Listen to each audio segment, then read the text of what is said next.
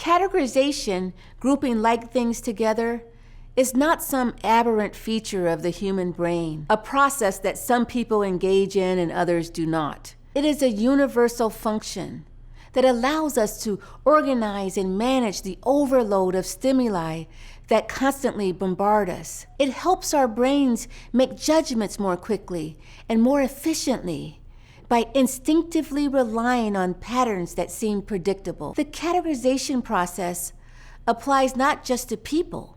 It works on all things. Just as we place people into categories, we place other animals into categories, we place food into categories, we place furniture into categories, and we fill every category we develop with information and imbue it with feelings that guide our actions toward it. The categories we have about social groups work in a similar way. But in this instance, we label the beliefs we have about social groups stereotypes. We all tend to access and apply stereotypes to help us make sense of other people. However, the content of those stereotypes is culturally generated and culturally specific. In the United States, Blacks are so associated with threat and aggression that this stereotypic association can impact our ability to accurately read the facial expressions of Black people. For example, a Black man who is excited might appear angry. Fear can be misread as outrage.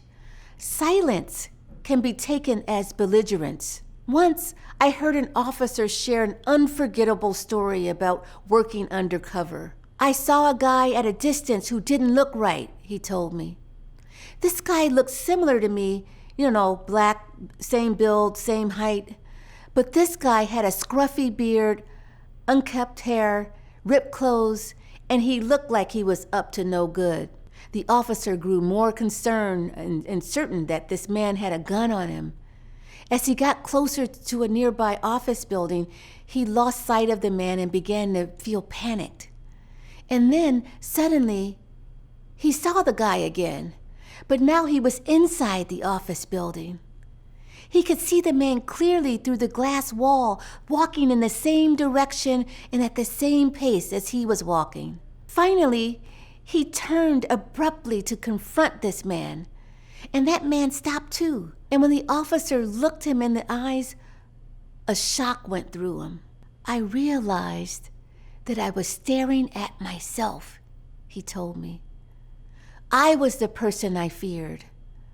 I was staring at my own reflection through the mirrored wall. That entire time, I was tailing myself. I was profiling myself." Is clutching your purse when you see a Black man a reflection of prejudice? Is presuming a Latino person doesn't speak English logical? Or is it ignorant? Is it bias speaking when you compliment an Asian student on those high math scores? When you think a teenager's music is louder than it is? How often are we really tolerant and fair and this sort of open-minded person that we want to be? And how can we learn to check ourselves and mute the negative impact that bias can have?